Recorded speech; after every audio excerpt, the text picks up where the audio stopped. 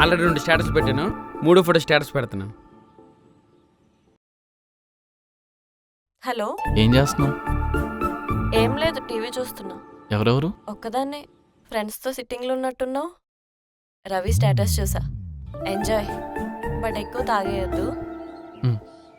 సరే. సరే, బాయ్.